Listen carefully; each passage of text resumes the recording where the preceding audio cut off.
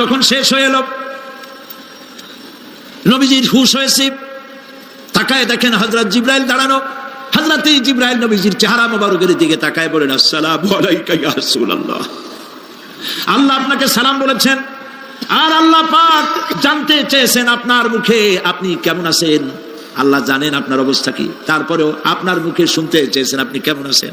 নবীজি বলছেন, জিবরাইল বড় কষ্টে আছি, বড়ই যন্ত্রণা, বড়ই কষ্ট। হযরত জিবরাইল বলছেন, ইয়া রাসূলুল্লাহ, আজকে এক নতুন ফেরেশতা আমি সাথে করে নিয়ে এসেছি। এই ফেরেশতা পৃথিবীর কোন নবী অথবা কোন মানুষের কাছে যাওয়ার জন্য অনুমতি চায় না, আজ আপনার কাছে অনুমতি ভিক্ষা চায় কাছে আসার জন্য। ওই ফেরেশতার নাম হচ্ছে মালাকুল মউত। হযরত মালাকুল মউত বলেন, ইয়া রাসূলুল্লাহ, এই পৃথিবীতে আদম আলাইহিস সালাম থেকে নিয়ে পর্যন্ত কোন মানুষের জান কবজের জন্য আমার অনুমতি চাওয়া লাগে নাই, আর কোনোদিন লাগবে না। আজ আমি আসার সময় আল্লাহ বলেছেন আপনার জান কবজের জন্য আমি যেন আপনার কাছে অনুমতি ভিক্ষা চাই। নবীজি বলছেন, আমি যদি অনুমতি না দেই তো কি হবে?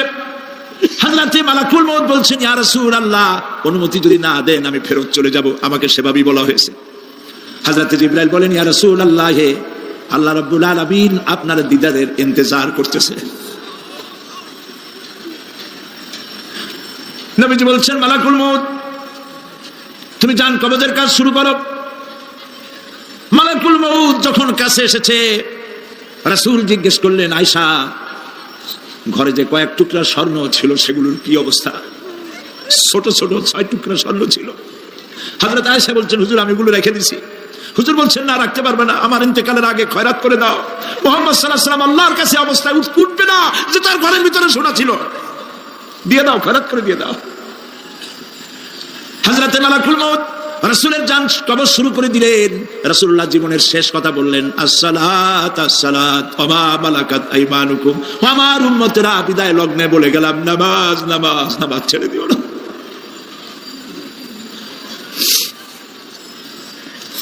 প্রিয় ভাইরা, নবী করিম সাল্লাল্লাহু আলাইহি ওয়াসাল্লাম জীবনের শেষ কথা বলে গেছেন নামাজ। সেই নামাজে আমাদের যত সব অবহেলা, স্ত্রীকে নামাজ পড়ান, বউকে নামাজ পড়ান, ছেলে মেয়েকে নামাজ পড়ান। দোকানদার ভাইরা যখন আজান হয়ে যাবে দোকান বন্ধ করে দেন, আপনি আপনার কর্মচারীরা নামাজ পড়তে যান। যতটুকু সময় নামাজ পড়তে গেছে এই সময় বিক্রি করলে যা লাভ হইতো এরপরে বিক্রি করলে আল্লাহ 10 গুণ বেশি বরকত দিতে পারেন। পারেন কিনা? পারেন কিনা? পারেন। আল্লাহর বিশ্বাস করেন, আল্লাহ আপনার বরকত দিবে। আপনার কর্মচারী, দোকানদারে, বাড়ি ঘরে স্ত্রী পুত্র পরিজন যারা আছে সবাইকে নামাজি বানাবার জন্য চেষ্টা করেন। নামাজ রোজা ইত্যাদি করুন। মিথ্যা বলবেন না, ওজনে কম দিবেন না, খাদ্যে ভেজাল দিবেন না, ঘুষ খাবেন না, ঘুষ দিবেন না, মানুষের উপর অত্যাচার করবেন না, কাউকে কষ্ট দিবেন না, মানুষ যেন আপনার ব্যবহারে কষ্ট না পায়। আল্লাহ পাক বলেছেন, ওয়াকুলু লিন-নাসি হুসনা, মানুষের সাথে সুন্দর সুন্দর কথা কও।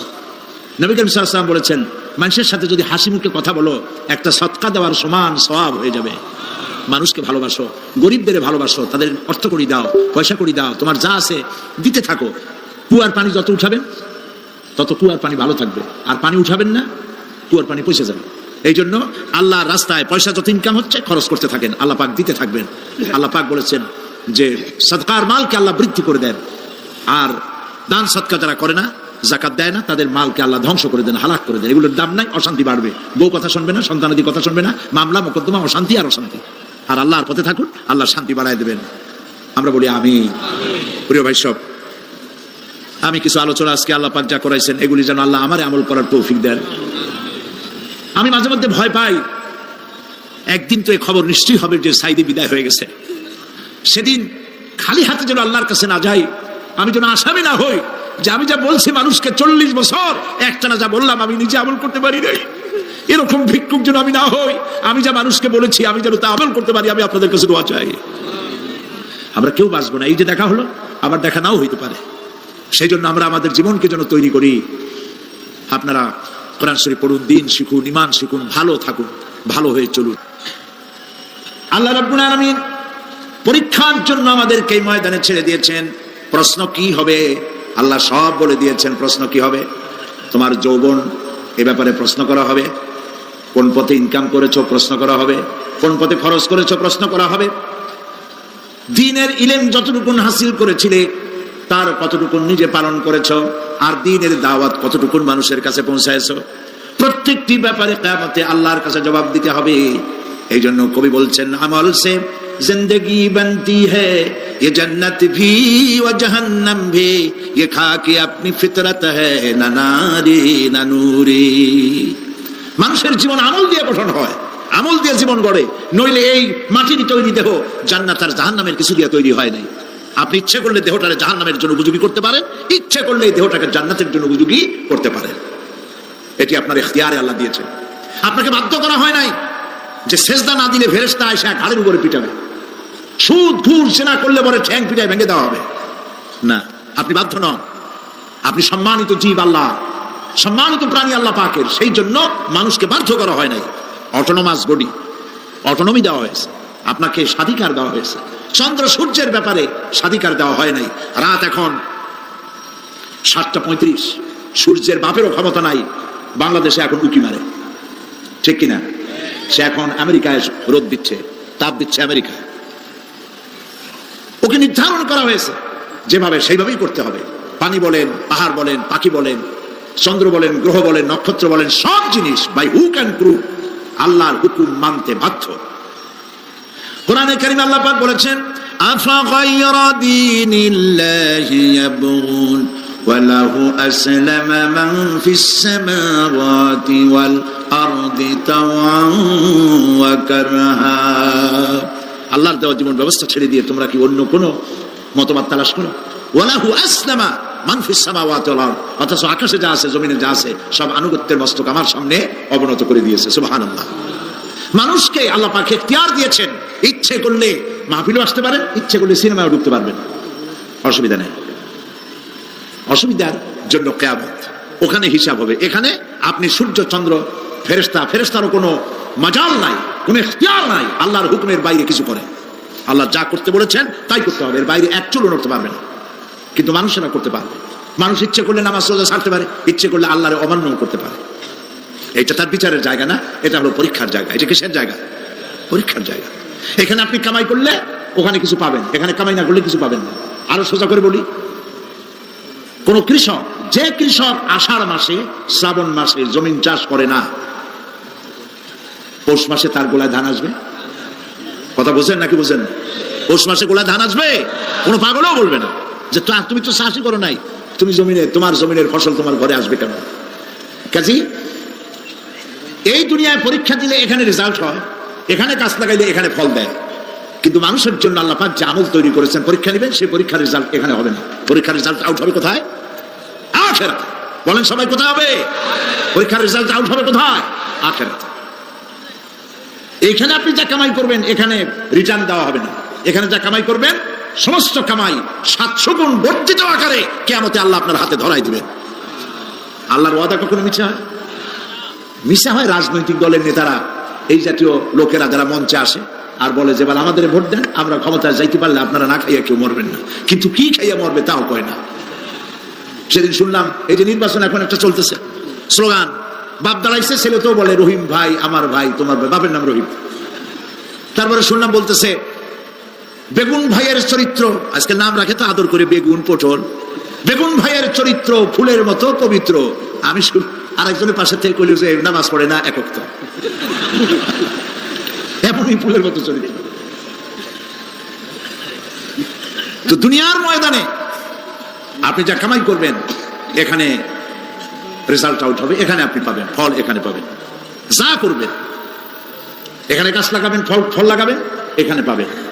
আর আল্লাহর জন্য যেটা করবেন সেটার ফল, সেটার রেজাল্ট কিয়ামতে বাইরে হবে। সুবহানাল্লাহ।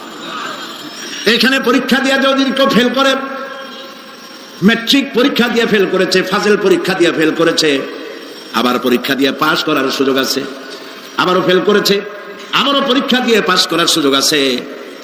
10 বার যদি ফেল করে আরো 10 বার পাস পরীক্ষা দিয়ে পাস করার সুযোগ আছে।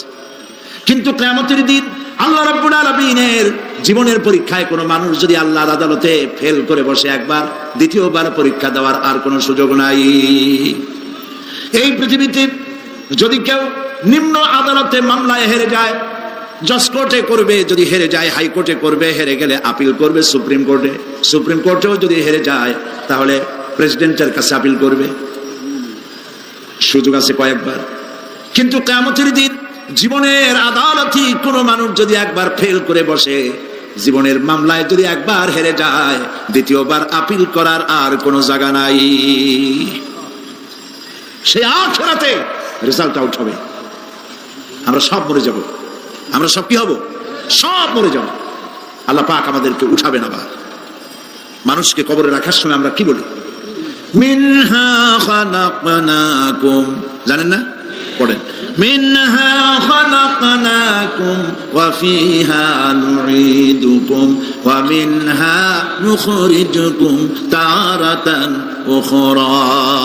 এই মাটি দিয়ে তোমাকে তৈরি করা হয়েছিল, এই মাটির মধ্যে রেখে গেলাম, এর থেকে আবার তোমাকে উত্থিত করা হবে। কে বলতেছেন এই কথা? আল্লাহ পাক বলছেন, আল্লাহ তাআলা বলছেন। কি নিষ্ঠুর এই পৃথিবী! ভেবে দেখেছেন কি একবারও কি ভেবে দেখেছেন এই পৃথিবী কত নিষ্ঠুর? এই সন্তান সন্ততি সব একটি মোহ, একটি মায়া, একটি মহব্বত, একটি প্রতারণা। যে বউয়ের জন্য হারাম ইনকাম করেছেন, যে সন্তানদের জন্য হারাম ইনকাম করেছেন, জান দিলেন, রক্ত দিলেন, জীবন দিলেন, সারা রাত কষ্ট করেছেন, দৌড়দৌড়ি করেছেন, যখন মরে গেলেন, যে বাচ্চাটা আপনি করে না দিলে কলিজা ঠান্ডা হয় না, সেই বাচ্চা বলবে, মাকে বলবে, মা বাপের লাশ যে রুমে আছে আমার সেখানে নিও না, আমার ভয় করে। ঠিক কিনা? স্ত্রীও আরো দু একজন লোক না হলে লাশের ঘরে থাকতে পারবে না, তারও ভয় করবে। থাকলে বড় জোর মা থাকতে পারে, বাপ থাকতে পারে। যাকে বিবাহ করার পর অনেক সন্তান আছে, মা বাপকে চোখে দেখতে পারে না, বড় কথা মতো মায়ের সাথে কথা বলা বন্ধ করে দেয়। হয়তো কুমিল্লা এরকম নাও থাকতে পারে, বউ তো নালিশ করছে, মায়ের সাথে কথা কয়। আবার বলে, এই বুড়িটা মরে না কেন? নাউজুবিল্লাহ, নাউজুবিল্লাহ। বুড়িটারে মরার কথা বলতেছো তুমি? তোমার ছোট্টবেলায় যখন তোমার টাইফয়েড হয়েছিল, অসুখ করেছিল, গরিব বাবা, বাড়িতে ল্যাপ নাই, খাতা নাই, তোষক নাই, সেই জায়গায় মা তার কাপড় বিছায় দিয়া বুকের উপরে নিজের শরীরের উষ্ণতা দিয়া বাঁচায় রাখার চেষ্টা করেছে, নিজে না খেয়ে খাওয়াইছে, অসুখ সারে না। মা ওই মুমূর্ষু বাচ্চার সেরানে তার মাথার কাছে বসে তাহাজ্জুদের নামাজ পড়ে কোরআন শরীফ তেলাওয়াত করে, চোখ দিয়া পানি পড়ে আর বলতে থাকে, রব্বুল আলামিন আমার জীবনটারে দিয়া আমার কলিজার টুকরা সন্তানটারে বাঁচাইয়া দাও। যেই মা নিজের জীবন দিয়া সন্তান বাঁচাইতে চাইলো, সেই সন্তান আজকে বউ পাইয়া মাকে ভুলে যায়, মায়ের সাথে খারাপ ব্যবহার করে। আল্লাহ রাব্বুল আলামিন বলেছেন, মা বাবার সঙ্গে খারাপ ব্যবহার করো না, ভালোবাসায় কথা বলো। ওয়াকুল লাহুমা কাওলান কারীমা, সম্মান সূচক কথা বলো। মা বাবার জন্য দোয়া করো আমার কাছে। কে বলতেছেন? আল্লাহ তাআলা বলছেন, দোয়া করো আমার কাছে এই ভাষায়, রব্বিরহামহুমা কামা রাব্বায়ানি সাগীরা। পড়েন সবাই, রব্বিরহামহুমা কামা রাব্বায়ানি সাগীরা। আয় আমার রব, আমার মা বাপ যেমনি ছোটবেলায় আমাকে অত্যন্ত যত্ন করে লালন পালন করেছে, আল্লাহ তাআলা তুমি দয়া করে আমার মা বাপকে তোমার রহমতের করে লালন পালন করো। সুবহানাল্লাহ। প্রত্যেক নামাজের পর সকলে এই দোয়া পড়বেন, মনে থাকবে? মনে থাকবে? প্রিয় ভাই সব, সেই কিয়ামতের মাঠে আমাদেরকে উঠতে হবে, আল্লাহর দরবারে উঠতে হবে। সেই সময় আমাদেরকে কেউ উপকার করবে না। ইয়াউমা লা ইয়ানফাউ মালুন ওয়ালা বানুন, সম্পদ আর সন্তান সন্ততি কোনো কাজে লাগবে না। মা তার সন্তানকে চিনবে না, সন্তান তার মাকে চিনবে না, বাপ তার সন্তানকে চিনবে না, কেউ কাউকে পরিচয় দিবে না। কি মারাত্মক অবস্থা! মানুষ চরম অসহায় হয়ে যাবে। চতুর্দিকে ফেরেশতার আনাগোনা, সূর্য মাত্র 1 হাত উপরে, প্রচন্ড তাপ নিয়ে সূর্য অবস্থান নেবে, মাথার চান্দি ফেটে গিয়ে গুনাহগারের মাথার মগজ গলে গলে পড়তে থাকবে। পিপাসার যন্ত্রণা জিহ্বাটা ঝুলে কুকুরের মতো করে নাভিস্থল পর্যন্ত ঝুলে পড়বে। কেউ উপকার করবে না, কেউ জিগাবেও না। অনেক লোক আছে পীরের কাছে মুরিদ হয় আর মনে করে পীর সাহেব তারে কিয়ামতে সুপারিশ করবে। অসম্ভব। আয়াতুল কুরসির মধ্যে আমরা পড়ি, মান যাল্লাযী ইয়াশফাউ ইনদাহু ইল্লা বিইজনিহি। কে আছে এমন, কার হিম্মত আছে আল্লাহ পাকের বিনা অনুমতিতে কথা বলে? সুবহানাল্লাহ বলে। কোথার পীর কোথার খাজা বাবা হারায় যাবে। ইব্রাহিম আলাইহিস সালামের মতো পয়গম্বর কি মনে করে আল্লাহর খলিল। ইব্রাহিম আলাইহিস সালাম আল্লাহর কি? আল্লাহর খলিল।